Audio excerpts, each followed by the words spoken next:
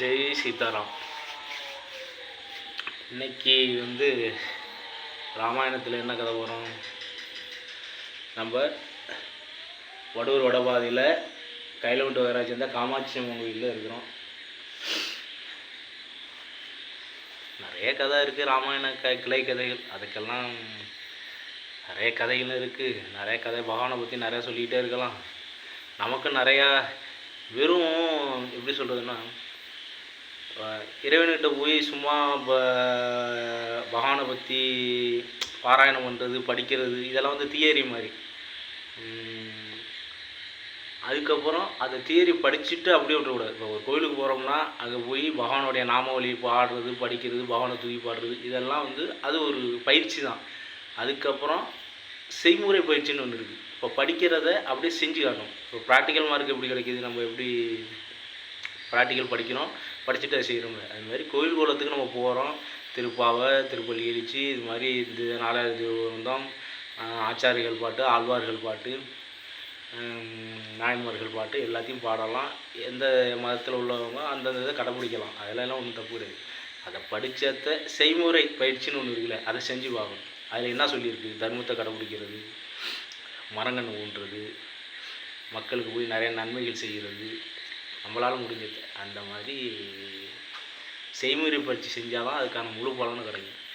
இன்றைக்கி நம்ம ராமாயணத்தில் ஒரு கிளைக்கதை, அது எல்லாம் இருக்கான்னு தெரியல. ஆனால் அந்த கதை உங்களுக்கு கேட்குறதுக்கு பிடிச்சிருக்கான்னு தெரியல, பார்த்துருங்க. ராமாயணத்தில் வால்மீகி ஐயா ராமாயணம் எழுதிட்டுருக்கிறார். வால்மீகி ஐயா ராமாயணம் எழுதிட்டுருக்கிறார். அந்த ராமாயணம் எழுதிக்கிட்டு இருக்கும்போது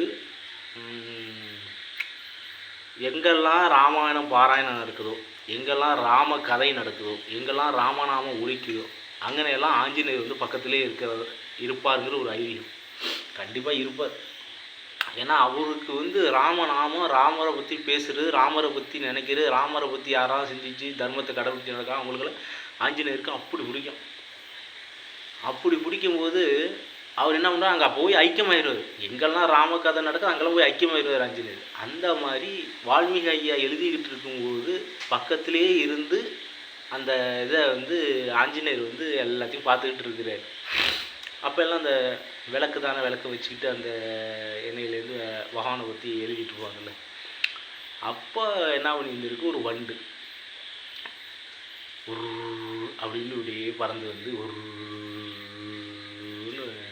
ஊறி அந்த விளக்கில் போய் ஜூ எப்போயுமே இந்த விளக்கெல்லாம் வண்டெல்லாம் விளக்கில் வச்சு ஜூ ஜூன்னு வச்சுக்கோங்கள, பொசுக்குன்னு போயிடுது.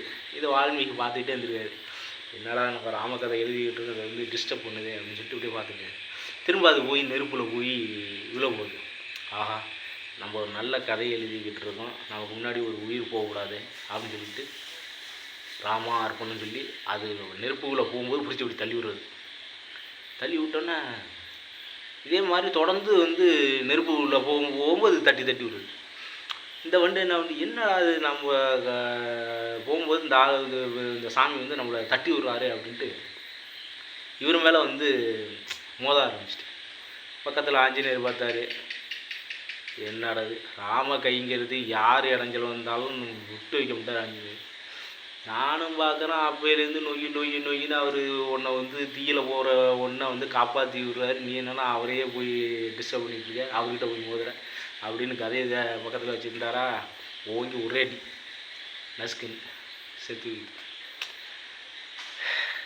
ஒரு நல்ல செயலை செய்யும்போது அது ராம பகவானை பற்றி எழுதும்போது அந்த வண்டு இறந்ததுனால அதுக்கு நல்ல கதி அடைஞ்சதுன்னு ஒரு ஐதீகம் இருக்குது. எப்படி நல்ல கதி அடைஞ்சிச்சு அப்படின்னா, இன்னமும் நீங்கள் அந்த வண்டெல்லாம் ரீங்காரம் விடும் பார்த்துருக்கீங்களா, ரோ அது நல்ல அந்த வண்டு சவுண்டை பார்த்தீங்கன்னா ராம் ராம் அந்த மாதிரி தான் அந்த வண்டு சவுண்டெல்லாம் பார்த்தா ராம் தான் வரும். நல்லா ஒத்து கவனிச்சு பார்த்தா ரோ நல்ல வண்டெல்லாம் பாருங்களேன், வீட்டுக்குள்ளே இருந்து ராம் ராம் அப்படின்னு. நம்மளே நிறையா பேச்சு வழக்கத்தில் நிறைய ராமநாமத்தை தான் சொல்லுவோம். வந்தாராம், போனாராம், நின்னாராம், அவர் செஞ்சாராம், எல்லாத்துலேயும் ராம் வரும். இந்த ராமுக்கு உள்ள மகிமை அவ்வளோ ஒரு மகிமை தான் ராம. அந்த மாதிரி அதுக்கு அப்போ அதுலேருந்து அதுக்கு அது வம்சத்துக்கே நல்ல கதி கிடஞ்சிருச்சு. ஒருத்தர் அது வந்து தவறான வழியில் அந்த வண்டு வந்து தவறான தீயில் போய் விழுவுறத இந்த முனிவர் தடுக்கிறாரு. ஐயோ இப்படி விட்டு இப்படி தவறான போய் அது எரிஞ்சு போயிடுமேனு தடுக்கிறாரு. அதை புரிஞ்சிக்காத அந்த வண்டு என்ன நம்மளை தடுக்கிறாங்க அப்படின்னு கோவப்படுத்தி விட்டு இவர் மேலே வந்து அடிக்குது. பக்கத்தில் இருந்த இவருக்கு பாதுகாப்பால் வந்து பிடிச்சி அடிச்சு விட்டார். அந்த மாதிரி நம்ம வந்து நல்ல மனிதர்களோடையே ட்ராவல் பண்ணணும். அப்படி ட்ராவல் பண்ணால் தான் நமக்கு நல்ல விஷயங்கள் கேதர் பண்ணிக்கலாம், என்ன சொல்கிறது, கேட்ச் பண்ணிக்க முடியும். தப்பான மனிதர்களோட சவகாசமோ தவறான நண்பர்களோ இருந்தால் நம்மளை உயர்ந்த இடத்துக்கு கொண்டுட்டு போகிறதுக்கு வாய்ப்பு கம்மி தான். அது நம்ம தாய் தந்தை செய்த பூஜாபலனுக்கு தகுந்த மாதிரி தான் நம்மளுடைய சேர்க்கையும் இருக்கும். நம்ம தாய் தந்தையர்கள் நல்ல விதமான நல்ல பதிவை பண்ணி வச்சுருந்தாங்கன்னா நமக்கு நல்ல நண்பர்களாக கிடைப்பாங்க. இல்லாட்டி நமக்கு அவப்பெயரும் கெட்ட பெயரும் உள்ள நண்பர்களாக அமைஞ்சு நம்மளோட வாழ்க்கையே டேனிங்காக மாறி போயிடும். அதுலேருந்து தடுத்துக்கிறதுக்கு தான் நிறைய புக்ஸை படிக்கணுங்கிறது. நிறைய அவங்கவுங்க மதத்துக்கு தகுந்த மாதிரி அவங்கவுங்க மதத்தில் நிறைய எழுதி வச்சுருப்பாங்க. அந்த புக்ஸெல்லாம் படிக்கணும், படித்து நல்ல விஷயங்களை வந்து உள்வாங்கிக்கிட்டு அதுக்கு தகுந்த மாதிரி நம்மளை சுற்றி 10 பேர் இருந்தாங்கன்னா அந்த 10 பேரில் டிஃப்ரெண்ட்டாக ஒருத்தவங்க இருப்பாங்க. நல்லதை நோக்கியே அவங்க பயணம் பண்ணிகிட்டு இருப்பாங்க. அவங்க பார்த்திங்கன்னா யாரு கூடயும் ஒட்ட மாட்டாங்க. அந்த நல்ல விஷயங்களை யார் கேட்ச் பண்ணி அவங்க பார்த்தீங்கன்னா எங்கெங்கெல்லாம் நல்ல விஷயங்கள் இருக்கோ அதிலே தான் போய் மூக்க நுழைச்சி எப்படியாச்சும் தன்னை பகவானுக்கிட்ட கொண்டுட்டு போகணும், அந்த மாதிரி ட்ராவல் பண்ணுவாங்க. இல்லை நல்ல விஷயங்களை செஞ்சுக்கிட்டு போயிட்டே இருப்பாங்க. அந்த மாதிரி மனிதர்களுடையே நம்ம போகும்போது அவங்களுடைய அந்த தாக்கம் நம்ம மேலே கொஞ்சம் இருக்கும். எப்படி சொல்கிறதுன்னா, பூவோடு சேர்ந்த நாரும் மணக்குங்கிற மாதிரி நம்ம நார் தான் வாசனை இல்லாட்டி பூவில் இருக்குது கட்டும் போத்துக்கு உதவுறவங்களும் அந்த மாதிரி அந்த மனிதர்களுக்கு போய் உதவி பண்ணுவது. அதனால தான் அந்தந்த கோயில்களில் சில நல்ல பள்ளிக்கூடம் கட்டுறது, கோவில் கட்டுறது, குளம் நோண்டுறது, மரங்கன்று நடுறது, இவங்க மாதிரியெல்லாம் நல்ல விஷயங்கள்லாம் இந்த உலக மக்களுக்கு நல்லது நினைக்கக்கூடிய மனிதர்கள்லாம் வந்து இருப்பாங்க. ஆத்தி பூத்த மாதிரி அவங்க கூட போய் ஜாயின் பண்ணிக்கிட்டிங்கன்னா அந்த நல்ல விஷயங்களில் நீங்களும் ஜாயின்ட் ஆகிக்கிங்க. உங்களோட சிறு தொண்டு கூட அது பெருசாக வந்து நின்று உங்களை வந்து அந்த விதி கொஞ்சம் டேன் பண்ணிவிடும். அந்த இயற்கைக்கே உங்களுக்கு பிடிச்சி போயிடும். இயற்கைக்கு பிடிச்சி போயிடுச்சுன்னா அப்புறம் எப்படி உங்களை இயற்கை தண்டிக்கும்? உங்களுக்கு எவ்வளோ கர்மா இருந்தாலும் எவ்வளோ இது இருந்தாலும் அந்த இயற்கைக்கு புறம்பாக போனால் தான் அது நமக்கு திரும்ப நிறைய எதிர்வினைகள்லாம் வரும். ஆனால் இயற்கைக்கு பிடிக்கிற மாதிரி நிறைய விஷயங்கள் செஞ்சு அந்த மனிதர்களோடு சேர்ந்து நீ செய்யும்போது உங்களுக்கு இயற்கையே வந்து நிறையா பெனிஃபிட்ஸ் கொடுக்கும். இதுதான் இந்த ராமாயணத்தில் நல்ல விஷயங்களை பாருங்கள். ராமாயணத்தை படிக்கும்போது ராமர் நல்ல விஷயங்களை செய்ய அவருக்கு முன்னாடி உள்ளவங்க எப்படி இருந்தாங்கலாம் முக்கியம் இல்லை. ராமர் அப்பா போல் ராமர் இல்லை. எதையும் சிந்தித்து செயல்பாட்டு ரொம்ப செயல்படக்கூடியது. அதனால அவருடைய கர்மாலாம் தடுத்து அவர் தர்ம வழியில் போனதுனால அவருக்கு அங்கங்கே நல்ல நண்பர்கள் கிடைக்கிறாங்க. அவர் ட்ராவல் பண்ணுற இடம் அவருக்கு எவ்வளோ துன்பம் வந்திருந்தாலும் அவர் செய்தப்போ நல்லா ஒன்று கேட்டுங்க, நம்ம இறைவன்கிட்ட போய் எதுவுமே கேட்கக்கூடாது. நிறையா தப்பாக எல்லா மனிதர்களும் போய் எனக்கு அதை கூட என் பாவத்தை ஏற்றுக்க, எனக்கு அவ்வளோ பிரச்சனை இருக்குது, எனக்கு இவ்வளோ பிரச்சனை இருக்குது, என்னை காப்பாற்றி விடு, ஐயோ ஒன்று போட்டு உயர்ந்து போட்டுக்கிட்ட கத்தாண்டிது. இப்போ என்ன பண்ணுவார்? நம்மளுடைய பாவத்தெல்லாம் அவர் ஏற்றுக்குவார். அவருடைய புண்ணியத்தெல்லாம் நம்ம கொடுத்து நம்மளை காப்பாற்றி விடுவார். எந்த பிரச்சனையும் இல்லை, ஓகே. ஆனால் நம்மளுடைய பாவத்தை ஏற்றுக்கிறாரா அவர்? திரும்ப அவர் பிறக்க வேண்டியதாக இருக்குது. பிறந்து ராமனாகவோ சீதையாகவோ லட்சுமணனாகவோ இயேசுநாதராகவோ நபிகள் நாயகமாகவோ இது மாதிரி உயர்ந்த ஆழ்வார்களாகவோ ஆச்சாரியர்களாகவோ பல மதத்தினர்களும் அவ்வளோ செய்ய அந்த நம்ம போய் கேட்குறதுனால அவங்க திரும்ப அந்த உயர்ந்த பதவியில் திரும்ப வந்து இங்கே வந்து பிறந்து நம்ம பாவத்துக்கெல்லாம் அதுக்கான பெனிஃபிட்ஸை அணிகிறாங்க, திரும்ப தண்டனை அணிவிக்கிறாங்க. இப்போ ராமர் எவ்வளோ கஷ்டப்பட்டார், சீதை எவ்வளோ கஷ்டப்பட்டாங்க. இப்போ இதெல்லாம் நம்மளுடைய அந்த எதிர்வினை தானே அங்கே இருக்கும்.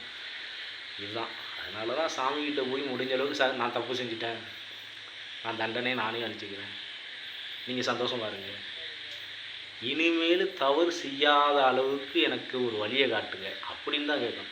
இனிமேல் நான் தவறு செய்யாத அளவுக்கு எனக்கு ஒரு நல்ல வழியை காட்டுங்க, நல்ல நண்பர்களை காட்டுங்க, நல்ல உற்றார் உறவினரை காட்டுங்க அப்படின்னு நிறைய கேட்கணும். அப்படி கேட்டால் தான் அந்த வான்ம காந்தத்தில் திரும்ப நமக்கு வரும். பெருமாள் அங்கேருந்து கருணை மலை பொழிவார். அந்த மாதிரி பகவான்கிட்ட நம்ம எதுவுமே கேட்க தேவையில்லை. அவரும் சந்தோஷமாக இருக்கும், நம்மளும் சந்தோஷமாக இருக்கும். அப்படின்னா நம்ம புரிஞ்சுக்கணும். ஃபஸ்ட் நம்ம ஒரு தவறு செஞ்சிட்டோம், அந்த தவறுக்கு நம்ம தண்டனை அணிவிக்கணும். அதை நான் ஏற்றுக்கிறேன். அதை விட்டுவிட்டு ஏன் தப்பெல்லாம் நீ பார்த்து என்னை தீர்த்து விடு அப்படின்னு போய் கேட்குறது தவறு தானே. நான் ஒரு தவறு செஞ்சுட்டேன், அப்போ நான் தானே தவணை அந்த மாதிரி நீங்கள் புரிஞ்சுக்கிட்டீங்கன்னா உங்கள் செயல் இதோடு நிறுத்தப்படும். நீ இதுக்கப்புறம் போவாது, அடுத்த தலைமுறைக்கு போவாது. அந்த மாதிரி இந்த ராமாயணத்தில் நம்ம தெரிஞ்சிக்க வேண்டியது தான், நல்ல நண்பர்களோடு பார்த்து பழகணும், நல்ல நண்பர்கள் கூடயே ட்ராவல் பண்ணணும். கிடைக்கிறது கஷ்டம்தான், பிடிக்கும், தேடுனா கிடைக்காது எதுவுமே கிடையாது. நம்ம ஒரு நல்ல விஷயத்த ரொம்ப பகவான்கிட்ட உரி எனக்கு ஒரு நல்ல விஷயத்த கொடு, எனக்கு ஒரு நல்ல நண்பரை காட்டு, எனக்கு ஒரு நல்ல சொந்தத்தை காட்டு, எனக்கு ஒரு நல்ல ஃபேமிலியை காட்டு, எனக்கு ஒரு நல்ல மனைவியை காட்டு, எனக்கு ஒரு நல்ல தாய் தந்தையரை அடுத்த நம்ம இப்போ கேட்டால் தான் அடுத்ததுலேயாச்சும் கிடைக்கிறதுக்கு வாய்ப்பு. அதுமாதிரி நல்ல விஷயங்கள் கேட்டுக்கிட்டே இருக்கணும். கிடைக்கலையே கேட்குறதாச்சும் நல்லதாக கேட்டு வைங்களேன். ஒருத்தன் கனவு காண்டுகிட்டு இருக்கான், கனவு காணும்போது கனவுல நடக்குதே இல்லையா, கனவுலையாச்சும் நீ ஒரு பெரிய ஆளாக ஒரு பெரிய 4 பேருக்கு உதவுற மாதிரியும் ஒரு பெரிய ஊருக்கே தலைவராக இருக்கிற மாதிரியும் எல்லாருக்கும் நல்ல செய்கிற மாதிரியும் அப்படி கனவு காணுங்களேன். இந்த மாதிரி தான். ஜெய் சீதாராம். நல்ல நண்பர்கள் தேர்ந்தெடுங்க. அப்படி கிடைக்கலையா அமைதியாக இருந்து தியானம் பண்ணுங்க, நல்ல புக்ஸை படிங்க, அதுதான் உங்களுக்கு மிகப்பெரிய நண்பர். உங்களுக்கு யாருமே நல்ல நண்பர்கள் கிடைக்கல அப்படின்னு கவலையப்படாதீங்க. நிறைய புக்ஸை படிக்க அதுலேருந்து நிறைய விஷயங்கள் தெரிஞ்சுக்கலாம். நிறைய கதாகாலட்சியம் கேளுங்க, நிறைய கதைகள் கேளுங்க. அந்த கதைகளை கேட்க முடியும் போது தான் உங்களுக்கு அருமையான ஞானம் பிறக்கும். யார் சொல்லியும் நமக்கு ஞானம் பிறக்காது. நம்மளா பகவானை நினச்சி அமைதியாக இருந்து நம்மளே சிந்திச்சு நமக்குள்ளே என்ன இருக்குதுன்னு உள்ளே போக அப்போ தான் பகவான் கொஞ்சம் கொஞ்சமாக ஒரு ஞானத்தை கொடுப்பார். தர்ம வழியில் போக தான் நமக்கு ஞானம் வரும். நல்ல விஷயங்கள் உள்ளே வந்தால் தான் கெட்ட விஷயங்கள் வெளியில் போகும். அது மாதிரி தான் ஒரு நல்ல விஷயம் உள்ளே வந்துட்டுனா எப்படி கெட்ட விஷயம் அதுமாரி உங்களுக்கு ஏதாச்சும் ஒரு இதுலேருந்து விடுபடணும், இல்லை ஒவ்வொரு மனிதன்கிட்டையும் ஏதாச்சும் ஒரு தீய பழக்க வழக்கங்கள் ஏதாச்சும் இருக்கும்.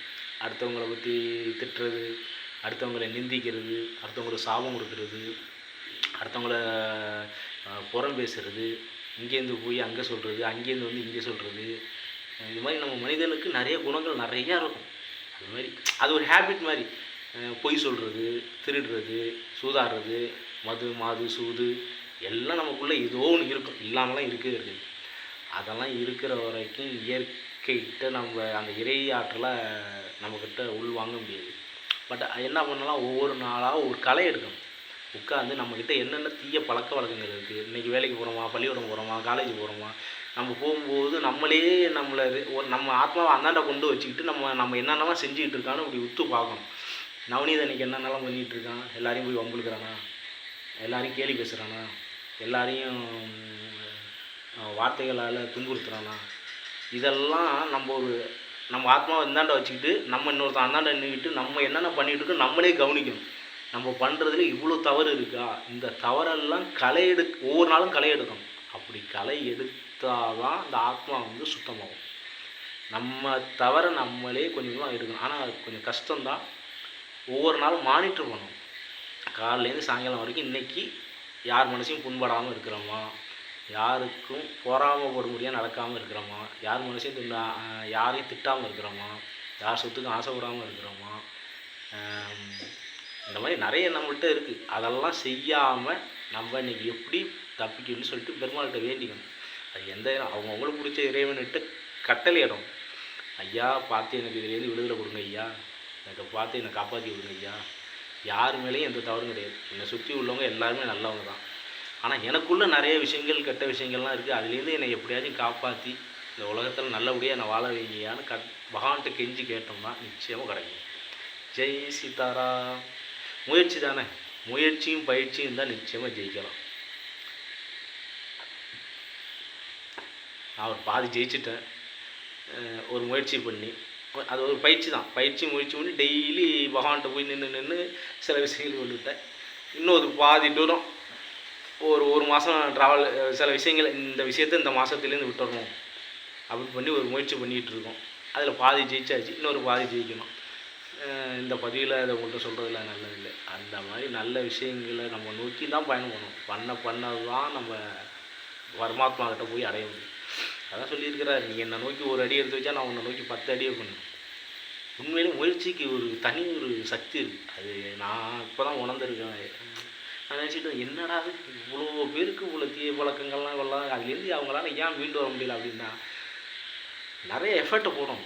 வரணும் அதுலேருந்து மீண்டு வரணும் அப்படின்னு அதுலேயே இருந்து வெளியில் வரணும். இப்போ எனக்கெல்லாம் நிறைய தீய குணங்கள்லாம் இருக்குது. நான் டெய்லி வெளியிலலாம் எப்படியாவது வரணும். யாரும் கெடுதல் நினைக்கக்கூடாது, யாருக்கும் எந்த வாயால் துன்புற மாதிரி பேசக்கூடாது. இன்றைக்கி உங்களை இப்படி பேசிட்டோமா, நாளையிலேருந்து இது மாதிரி வார்த்தையெல்லாம் நம்ம வாயுக்குள்ளே வரக்கூடாது, தீய வார்த்தைகள் வரக்கூடாது அப்படின்னு ஒவ்வொரு நாளும் மானிட்ரு பண்ணணும். மானிட்ரு பண்ணி அதை கொஞ்சம் கொஞ்சமாக குறைச்சி ஜீரோ கொண்டு வரணும். திராசில் 2 சைடுலேயும் வெயிட் இருந்தால் போயிட்டும் வந்துக்கிட்டு தான் இருக்கும். அதே மாதிரி தான் இதெல்லாம் செய்ய நம்ம பிறந்துக்கிட்டே தான் இருக்கும். 2 சைடுலேயும் பொருளே இல்லாமல் ஒரு ஜீரோவை கொண்டுட்டு வந்தால் திராசு கரெக்டாக நிற்கும். அப்போ தான் பகவானுடைய பாதத்தை போய் நம்ம சரணாகதி அடையலாம். ஜெய் சீதாராம்.